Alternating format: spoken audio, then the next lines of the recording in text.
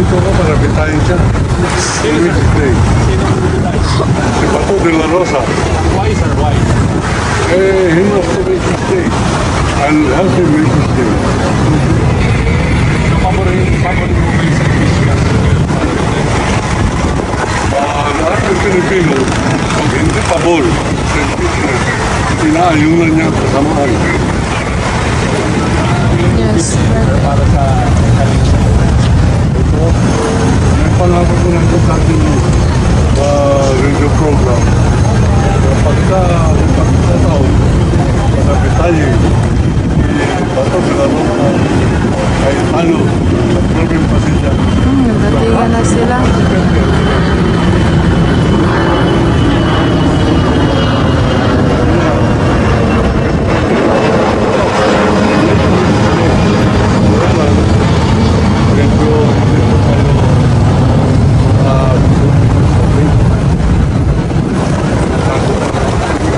mensahe.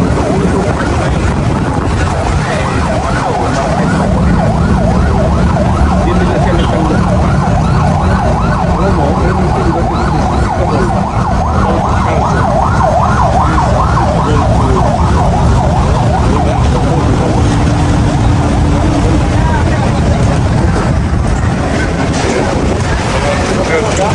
Dito talaga.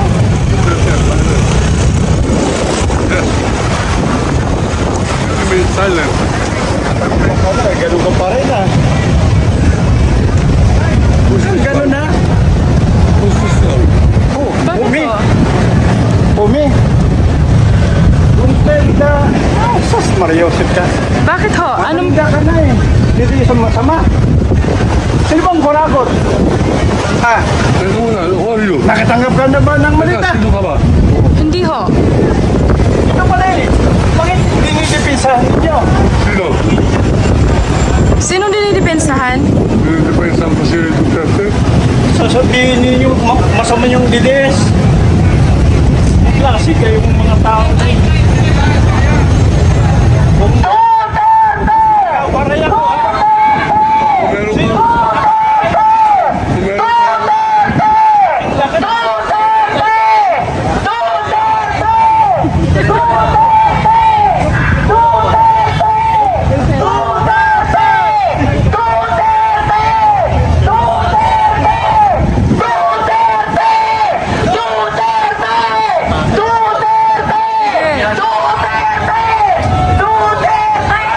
Matandang nagpapanggap na balik Islam! Sabi mo, 10 taon ka na nagbalik Islam! Kahit ka Ano, sabi mo, 20 years. Ito ko na information. yan yung matanda na nagpapanggap namin yan! Maganda yan, Daddy. Islam daw siya! Walang balik Islam! Nabuang ka na yan mo! Yes?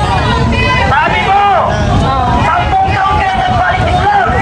Inanong ka kung anong siya! Wala siya. Hindi mo alam! Okay lang. Wala siya ano eh, alam.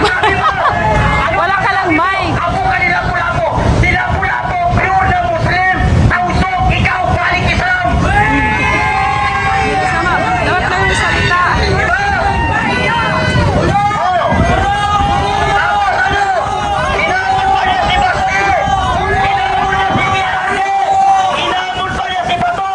Sabi mo hindi si PRD ang umamon. Ika siya.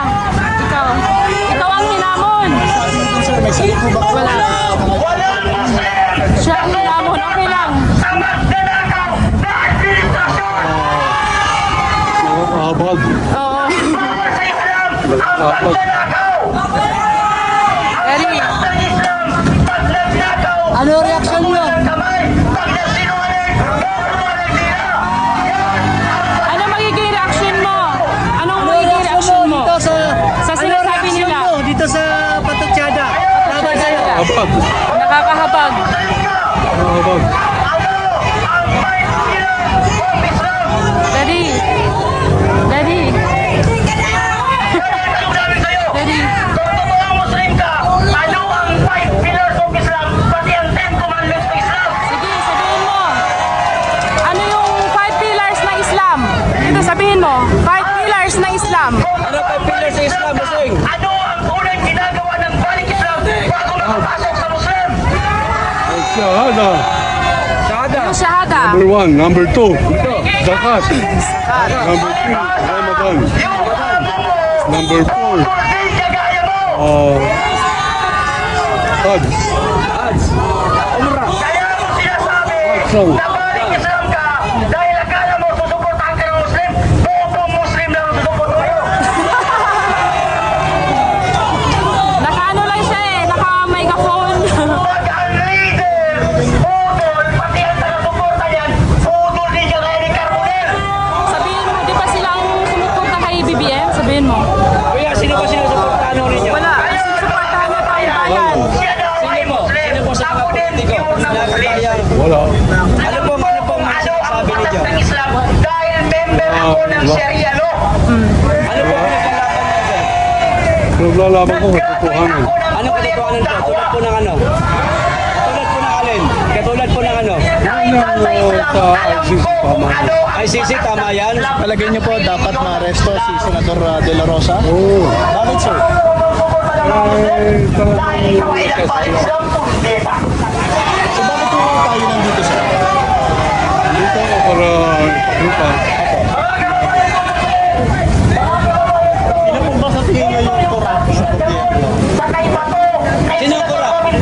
Kurap Duterte. Paano po naging kurap ang Duterte. Lahat ng ebidensya nandun na. Anong ebidensya po? Tulad po ng alin? Hindi kayo uubra sa mga leader. Dahil ang mga leader karamihan, abogado. Kayo, abogado. Abogado daw mga DDS. Maraming salamat. Yung flood control. Grabe yan. Oh, sino yan? Kadigong yan. Hindi. Oh, hindi. Hindi ko, meron na rin Oh, kanino po yung flood control? Itong latest, Opo. ito sa President Congress. Kanino po yan? Present administration. Marcos. Kay Marcos. Sabihin niyo po kay Marcos. Ano ba ang palikista pa ngayon? Ang debate kayong dalawa dito ngayon. Ayan. Tingnan natin kung sino ang puro at genuine. Debate daw. Debate, debate. Ayan, debate. Oh, pagkaanin niya. Baka sir. Kay Duterte yung flood control. Ang flood control kay Duterte. Debate. Ito, pagkaanin niyo. Pagkaanin niyo na po, sir. Pagkaanin niyo na, sir. Walang murahan. Excuse lang. Pagkaanin lang. Pagkaanin niya, pagkaanin niyo. Lalabas. Sige, sige, sir. Pasok, sir. Pasok, sir. Pasok. Wag na lang daw. Wag daw. Ayaw kang papasukin mo. Debate lang yan, sir. Bye, wag na daddy. Sabi na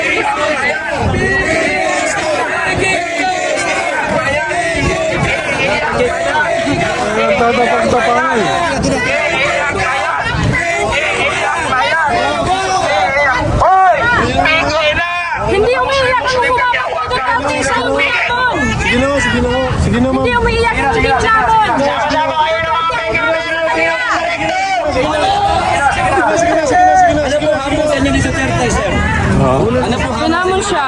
Magduelo. Ha? Magduelo. Nagduelo na kayo? Oo. Kailan po? Nagtapos na po yung duelo ninyo? Oo. Kailan po? 2003. Saan po kayo nagduelo? Davao. Sa Davao. Sa Davao? May tinamaan sa inyo? Hindi sumipot. Hindi sumipot. Sinong Duterte hinamon niyo po? Marami kasing Duterte eh. Ang naghamon sa akin si Duterte. Rigong. Gong. Mayor pa siya nun. Ngayon. Yes. Ang issue pagkakapatay ni Junta. Medyo pala. Oo, ayun ang issue doon. Ako may mensahe ng press club. Sige na. Yan ay ating inimbestigahan. Ayun. Yung inimbestigahan ko, nagalit si Duterte. Okay, okay. Ang duelo. Allahu Akbar. Bismillahirrahmanirrahim. Alhamdulillah Rabbil Alamin. Isang mapagpalayang araw po sa atin lahat mga kaibigan. Ito po ang kawalan ng demokrasya, Kawal di Carbonell. Muli, nais ko pong ipaliwanag ito po mga simbolo natin. Kaya po ako merong Chris ay sapagkat yan po ay binigay sa akin ng isang sultan mula po sa Sulu na ako po ay kanilang binigyan ng parangal bilang isang datu at chief minister ng public information ng Sultanate of Sulu. At kaya po naman tayo bandera natin ay pula ang itaas, hindi ko po winawalang galang ang ating pong bandera. Ang aking pong paninindigan, binibigyan ko ng ningning, binibigyan ko ng tinig, binibigyan ko ng tapang, sapagkat tayo ay dinuduhagi ng korupsyon, tayo ay dinuduhagi ng agresyon ng Communist China. Ang gobyerno ni Duterte, mga kaibigan, ipamimigay pa tayo sa China. Yan ang sagot ko, hindi ako papayag. Lalaban ako, kaya ang bandera ko pula sa taas. Yan ay sagisag ng paglaban. Ngayon, yung inyo po nakitang video kanina, ay kanina po nangyari yan. Diyan po sa harapan ng Senate, pumunta po ako, dala-dala ko itong lubid. Simbolo ng aking pong gagawin pagbitay sa mga hinayupak na mga China dolls. Yan sa pangungunan na Alan Cayetano, Marcoleta, Bato de la Rosa, Bongo, Robin Haram Padilla, mga kaibigan. Kanina, pinakita naman ng DDS sapagkat rally pala nila yun. Nakita ko yung bus ni Chavit DDS Simpson. Abay, nandun. Ang laki-laki. Ibig sabihin, ay mga hakot niya ito. Mga kaibigan, hindi ko pinatulan sapagkat hindi po tayo pwede maging kasimbaboy ng DDS. I am never a DDS. I am a DDS fighter. Hindi rin po tayo BBM. Tayo po ang pinaninindigan natin ay katwiran, katotohanan, katarungan. Hindi po tayo tagapagtanggol o tagapagsulong ng politiko. Kaya nga po, wala po kayo narinig for the past 5 years ng ating pong pagiging YouTube commentator. Hindi po tayo vlogger lamang. Tayo po ay radio commentator. Simulcast dati ang ating pong programa sa DWBL. Ngayon, nung tayo po hinahamon kanina ng debate, hindi ko po mapigilan sarili ko, kundi patulan na. Pinigilan po tayo ng pulis. Ang sabi ng pulis, please naman, Mr. Carbonell, wag na. Magkakagulo pa lalo. Pinagbigyan ko na po kasi pinagbigyan din ako na mag-park doon po sa harap ng Senado. At bilang pagkilala ng pagbibigay na sa akin, pinagbigyan ko na rin. Pero gusto ko lang patulan sa debate. Sa debate, papatol po tayo. Hindi sa murahan. Sa murahan, talo tayo. May megaphone sila ng kamumura. Wala tayong kalaban-laban doon sapagkat ang dala ko ay microphone na ito at kayo lang makikinig. Hindi po ko magmumura. Kahit na sabihin kong nakita na ako, may kinausap na akong kasama kong bibitay kay Robin Padilla, kay Bato de la Rosa, kay Marcoleta.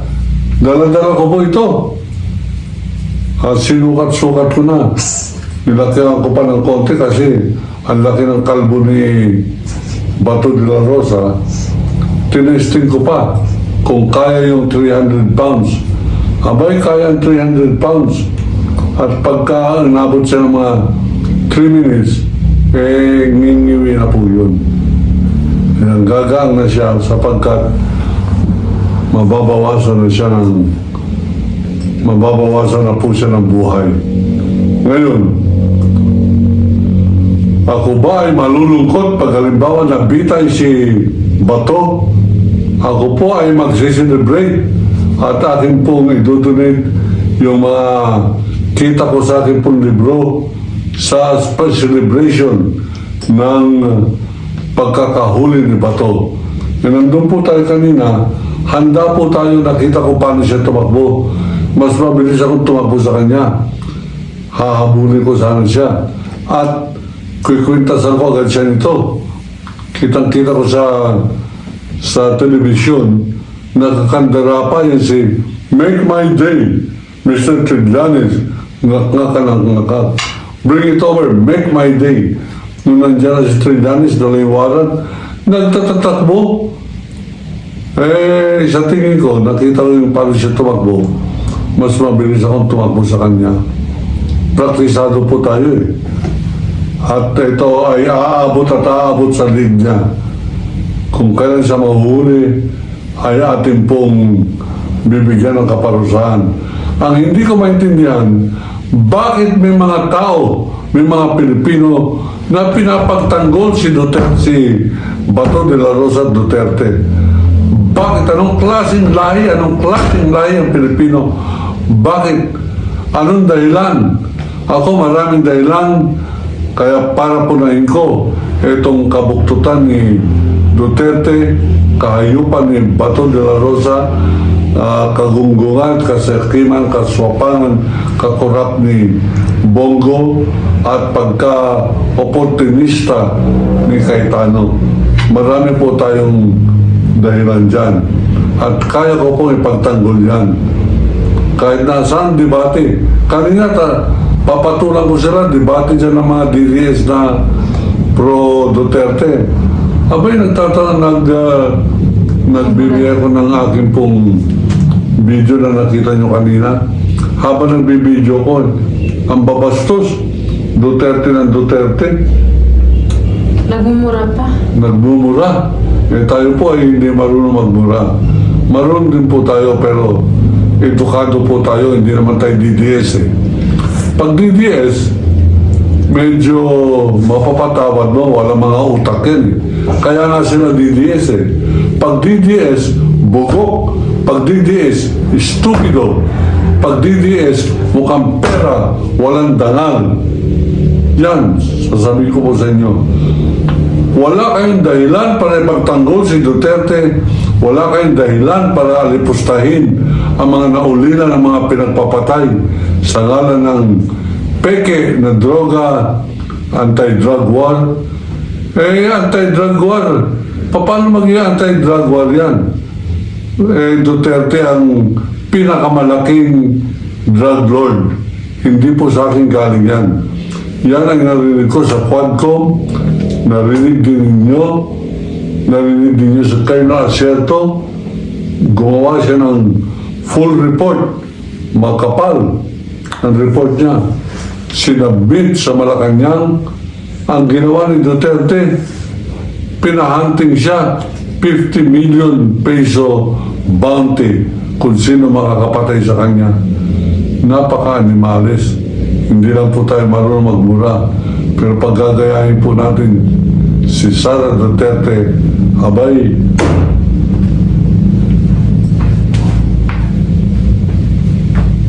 mga kaibigan, walang dahilan ang sino man DDS na ipagtanggol si Duterte. Ang dahilan lamang ay kahangalan, kaestupiduhan at pagkagahaman sa kokonting pera. Hindi man mali-maleta yan. Siguro pinakamalaking makukuha ng isang bobong Pilipino, 2,000. Yung leader nila, 10,000. Yung pinaka-leader nila na nangangawata, 1,000,000. Ang tagamura nila, mga DDS, mga estupido, walang pinag-aralan, hindi po natin papatulan yan. Iniitian ko lamang sila. Kasi alam ko panay-duwag. Alam ko ako po ang may tapang sapagkat nandun ako nag-iisa. At hindi po tayo umantras sa kanila. Nung naghamon ng debate, abay, that's my forte. Diyan po ako magaling. Diyan po tayo naging medalist sa eskwelahan sa debate. Kaya nga po, hinamon ko si Marcoleta, hinamon ko si Escudero sa debate. Kanina, papatulan ko na kahit na debating karsada, mga kaibigan. Kaya lang pinigil na ako ng mga pulis. Pero yung kanilang katapangan, yung sinasabi nilang mga kung ano-ano sa matanda, ako raw ay matanda na. Kahit na matanda, medyo pogi naman. Kayo, bata, pangit. Kasi mukha kayo ng mga Muslim na mga teroristang haram. Oh, ano magagawa ninyo? Ayan ang katotohanan. Tayo naninindigan sa katotohanan. Sa mga Muslim na masama, ang papangit nyo sa kawal ng demokrasya. Oh, ito. Medyo, di ba, medyo cute konti. Ganun pa man, tayo po ay magpapaalam na. At yung mga may reklamo, tawagan po ninyo ako. Handa ako makipagkita sa inyo. Kahit na on record or off the air, magkikipagkita ako sa inyo. Kasi kayo, pagka Duterte, pareho kayo ni Digong, tatak duwag. Meron akong prueba kung bakit ko napatunayan duwag si Duterte. Pag hindi pa ninyo narinig, i-google po ninyo Duterte versus Carbonell, duelo. At ako po ang nanalo sa duelo sa kadahilanan ng hindi pagsipot ng kalaban. Bakit hindi sumipot? Sapagkat Duterte means do what? Kung may umaangal, ako po si Waldy Carbonell. I-google ninyo kung saan niyo ako matatagpuan. Pag hindi, tawagan ninyo ako, magkita tayo. Pupuntan ko kayo, papatulan ko kayo. Kahit na maliit kayo, kahit na bungal kayo, kahit na Muslim kayo, kahit na Abu Sayyaf terorista kayo, wala akong pakialam. Hindi ako napanganak para matakot. Ilocano ini. Kababay no agtakruta ka. Nyakin din. Ngayon mga kaibigan, nasabi ko na kung saan nyo ko pwedeng tawagan. 0954-337-3576. Kung hindi po kayo sumasang-ayon sa sinasabi ko at meron kayong konting tapang, tawagan ninyo ako, magkita tayo kahit sa harapan ng bahay nyo. Pupuntahan ko kayo para ipakita sa inyo na merong matapang na Pilipinong maninindigan laban sa kasamaan ng mundong ito sa pangunguna ng hari ng impyerno ang pangalan Rodrigo Roa Duterte at ang kanyang hinayupak na kalbong alimaw ang pangalan Ronald Bato de la Rosa. Ito, meron ako in-order na tali. Special to. At ito ay dadalhin ko sa Senado, mga kaibigan. Muli, kung meron pong mag-aangal, abangan ninyo ako. Hamulin ninyo ako. Lalaban ako sa inyo. Huwag lang sa murahan. Mas magaling kayo magmura eh. Mas stupido kayo. Mas walang utak. Basta pala mura, walang utak. Bobo. Ako po si Waldy Carbonell, nagsasabing iniibig ko ang Pilipinas. China, layas! Kawal ng demokrasya! Tinig na hindi natitinag, kasama mo sa